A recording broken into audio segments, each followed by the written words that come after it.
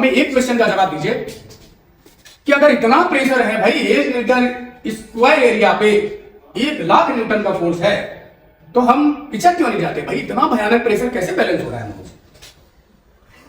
ये तो एक्सपेरिमेंटल चीज है, इतना प्रेशर पड़ता ही पड़ता है, तो पिछड़ते क्यों नहीं हम लोग? कोई बताएगा जवाब कैसे जिंदा है? हमारे अंदर प्रेशर है, कौन बोला? हाँ बिल्कुल, कौन डाल रहा है वो प्रेशर? हाँ, ये प्रेशर कौन डाल रहा है? कोई बताएगा? कोई भी? अंदर क्या है? ब्लड। ब्लड ये लगातार दौड़ता है, उसको दौड़ाने वाला कौन है? हृदय। कहते ना हृदय गति रुकने से उसको कहते हार्ट अटैक। वही चला रहा था, वही उस प्रेशर को आपको जिंदा रखे हुए किससे लड़ाई लड़ रहा है? ये एटमॉस्फेरिक प्रेशर से। क्लियर? अब देखना जरा, मैं आपको बताता हूं प्रश्न क्या था, क्वेश्चन क्या था। क्वेश्चन ये था कि अगर एटमॉस्फेरिक प्रेशर इतना भयानक है तो हम पीछे क्यों नहीं जाते हैं भाई? तो कौन हमें बचा के रखता है? अंदर का प्रेशर। अंदर का प्रेशर एटमॉस्फेरिक प्रेशर से ज्यादा है कि कम है, अभी चर्चा से आपको पता चलेगा। क्लियर? तो जरा समझना, जो हमारी स्किन है ये एक बैग का काम करती है। स्किन क्या है? बैग है। अच्छे से सोचो ना, तो बैग है, कवर पूरा रखे हुए हैं सब कुछ अपने में, हर जगह स्किन है। क्लियर? ये बैग संभाले हुए है आपके अंदर जो भी फ्लैश है, जो भी चीजें हैं, तो ये एक बैग का काम करता है। क्लियर? अब इस बैग के अंदर एक तो हो गया बैग, एक हो गया एटमॉस्फेयर। अब हमें देखना है कि इस बैग के अंदर ज्यादा प्रेशर है कि भैया ये एटमॉस्फेयर, यहां हो गया एटमॉस्फेयर, किसके पास ज्यादा ताकत है? ठीक, कैसे हम रह पाएंगे? तो समझिएगा, एटमॉस्फेयर क्या करता है? एक एनवेलप है अर्थ के चारों तरफ जो हमारे ऊपर प्रेशर डालता है। क्लियर? अब देखिए क्यों है ये व्यवस्था, क्यों, अभी आप समझेंगे।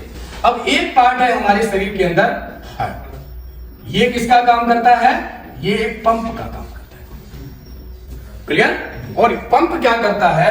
ये हाई प्रेशर जनरेट करता है, अंदर से हाई प्रेशर जनरेट करता है। सब लोग जानते हो, ऐसे मसल्स को कॉन्ट्रैक्ट करता है, स्क्वीज करता है। ब्लड है वो कहां भागता है? वहां से निकल के भागता है। किसके थ्रू भागता है? आर्टरीज के थ्रू। ध्यान दीजिएगा,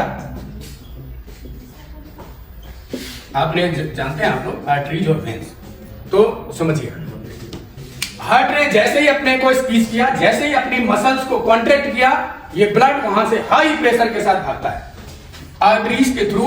ये कहां पहुंचता है? ये क्या लेके जा रहा है आपके सेल्स के लिए, आपके टिश्यूज के लिए? ये ऑक्सीजन लेके जा रहा है। ब्लड हीमोग्लोबिन के साथ ऑक्सीजन एसोसिएट है, तो ये ऑक्सीजन और जो जरूरी न्यूट्रिएंट हैं जो आप खाते हैं, जो भी आपके अंदर है, वो हर सेल तक पहुंचाता है। हर सेल एक इंसान की तरह काम करती है। वो जिंदा ही तभी है क्योंकि वहां न्यूट्रिएंट पहुंच रहा है। इसलिए एक बहुत जो अच्छा खाना नहीं खाता है, बहुत बुरी स्थितियों में जीता है, उसके बॉडी, और जो बहुत बैलेंस डाइट लेता है, उसके शरीर में अंतर दिखने लगता है, चेहरे में अंतर दिखने लगता है, क्योंकि सेल्स उसको पोषण नहीं मिल रहा, उसको न्यूट्रिएंट नहीं मिल रहा है। तो ये आर्टरीज के थ्रू ब्लड एक्सट्रीमिटीज तक, यानी बॉडी के अंतिम जो भी पार्ट्स हैं वहां तक ब्लड लेके जाता है, ऑक्सीजन लेके जाता है।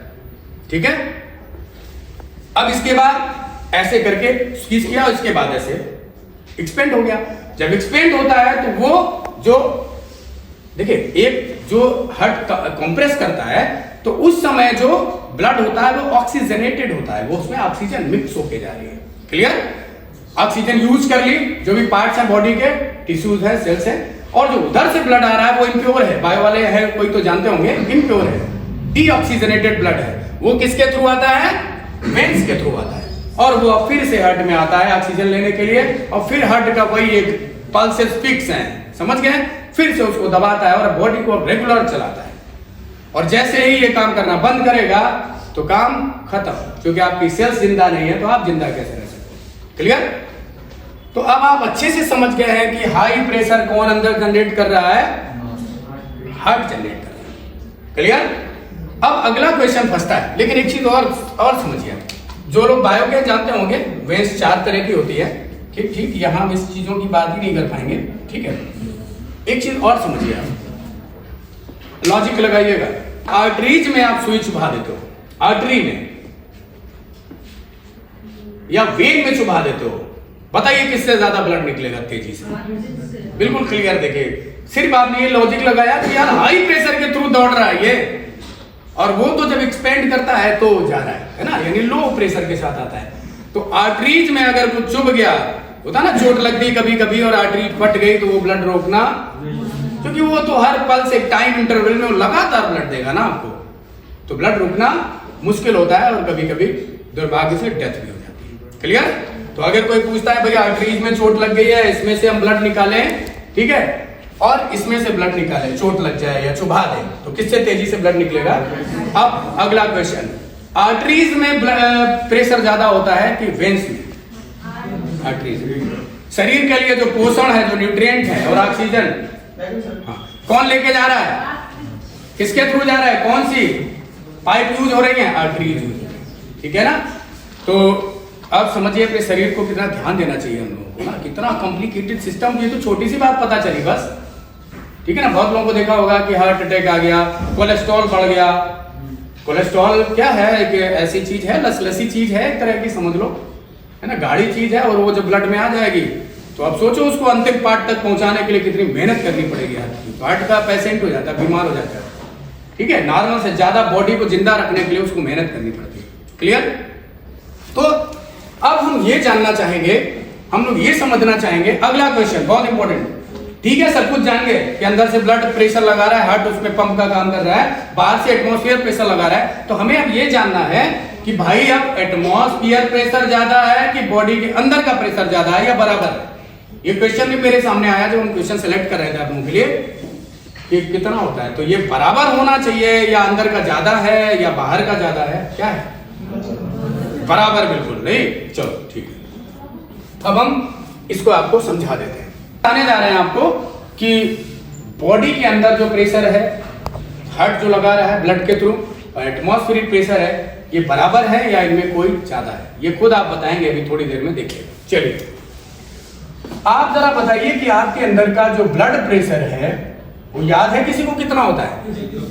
बिल्कुल, कितना होता है? 120/80।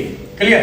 अब समझना जरा ये है क्या यार, ये 120/80 पर रटा हुआ है हम लोगों को, बस इसका यूनिट क्या ये है क्या आखिर?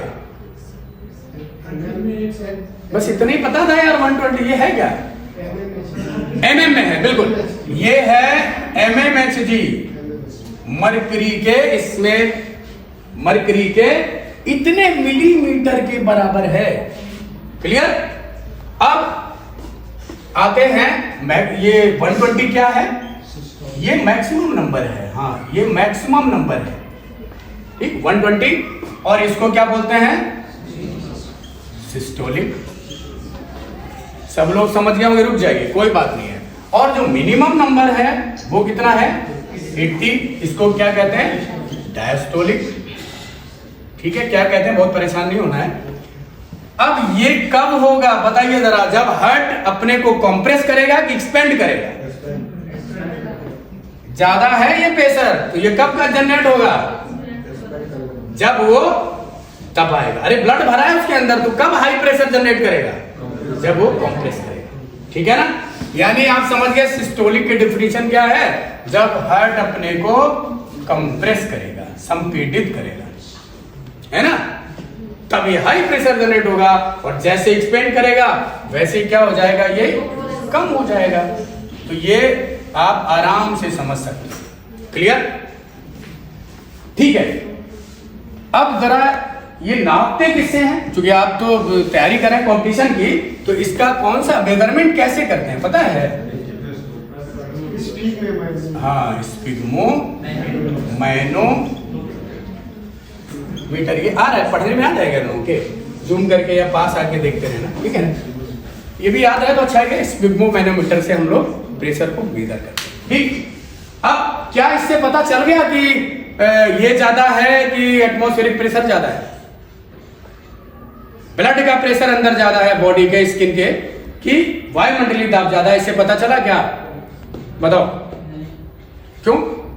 उधर का तो प्रेशर पता था मुझे, कितने मिलीमीटर के बराबर था? कितना? 760। अरे भैया, जो एटमॉस्फेयर का प्रेशर था 760 था मिलीमीटर है जी, और ये है बहुत ज्यादा वाला जो है ना मैक्सिमम 120 मिलीमीटर एचजी। तो भैया क्या है ये बताओ? एटमॉस्फेयर का ज्यादा है, तब तो हम लोग को पीछे जाना चाहिए ना। ठीक है, तो समझना जरा। देखिए कितने डाउट्स हैं, अगर ढंग से ना पढ़े तो बस याद है कहते बहुत ज्ञानी हूं मैं, मुझे तो पता है ये सब कुछ। तो समझना जरा, ये जो भी रीडिंग्स हैं that is relative to atmosphere. ये एटमॉस्फेरिक प्रेशर के रिलेटिव है। इसका मतलब क्या हुआ जरा समझिएगा, यानी जो मैक्सिमम प्रेशर है वो 160 प्लस 120 है। बात समझे कि नहीं? ये एटमॉस्फेयर के कंपैरिजन में रीडिंग है, यानी उसके बाद की रीडिंग है। समझ गए? तो ये कितना है भाई? इतने mm का प्रेशर होता है बॉडी में। जब वो कॉन्ट्रैक्ट करता है तो उसको बीट करते हुए इतने एक्स्ट्रा प्रेशर जनरेट करता है। क्लियर? तो अब मिनिमम प्रेशर अगर हम लोग करें तो ये ऐड करना है प्लस 80, तो कितना आ जाएगा? 840 mm। अब क्या जवाब मिल गया कि अंदर का प्रेशर ज्यादा है कि बाहर का ज्यादा है? अंदर का प्रेशर ज्यादा है। जिंदा तो तभी रह सकते हैं ना यार, ठीक है ना? इतनी छोटी सी बात आप सोच सकते थे, ऐसे सोच सकते थे कि अगर कभी चोट लगती है तो बताइए हवा अंदर जाती है कि ब्लड बाहर आता है? तो भाई प्रेशर कहां ज्यादा है? अंदर ज्यादा है, तब ना ब्लड निकल रहा है। अगर आपकी बॉडी में प्रेशर कम होता तो जैसे ही चोट लगती, वाउंड होता, घाव होता, तो उसमें कौन एंट्री मारता? सबसे पहले हवा हरा की एंट्री कर जाती। प्रेशर की लड़ाई है ना। याद है रस्सा कसी कभी सुना है? ऐसे करके खींचते हैं लोग, देखे हो? मैंने खूब देखा। तो भैया जो ज्यादा खींच लेता है दूसरे को घसीट लेता है। उसी तरह से दो लोग अगर ऐसे लड़ाई लड़ रहे हैं, मल्ल युद्ध देखे हो ना, कुश्ती लड़ते हैं, तो दोनों ताकत आजमाते हैं, तो पीछे कौन जाता है? अरे जिसके पास है कम प्रेशर है या कम फोर्स है। तो इतना सोच सकते थे आप कि यार चोट लगती, कील चुभा के देख ही लेते, क्या दिक्कत है, ठीक हो जाता है। कि ब्लड बाहर की तरफ आता है, यानी प्रेशर कहाँ ज्यादा है? अंदर ज्यादा है। बॉडी अभी तो हम स्किन का बैग है, ब्लड की बात ही नहीं। अंदर एक स्किन का बैग है और एक पृथ्वी का बैग है, दोनों में प्रेशर कहाँ ज्यादा है? जो स्किन का बैग है उसके अंदर ज्यादा है। क्लियर? क्या आप ये जान गए कि वो ज्यादा वाला प्रेशर कितना है? क्या आप ये जान गए कि वो कितना ज्यादा है? अब देखिए कितनी बड़ी चीज हम लोग जान गए कि भाई 120/80 होता है बीपी। तो अब आप ये जानते हो कि 120 ज्यादा है, ये रीडिंग वीडिंग नहीं है, ये एटमॉस्फेयर से कितना ज्यादा है? 120 ज्यादा है। अभी तक क्या जानते थे? अरे 120 प्रेशर है भाई, सब जो भाई यही है बस। नहीं, ये नहीं है, एटमॉस्फेयर के अलावा है।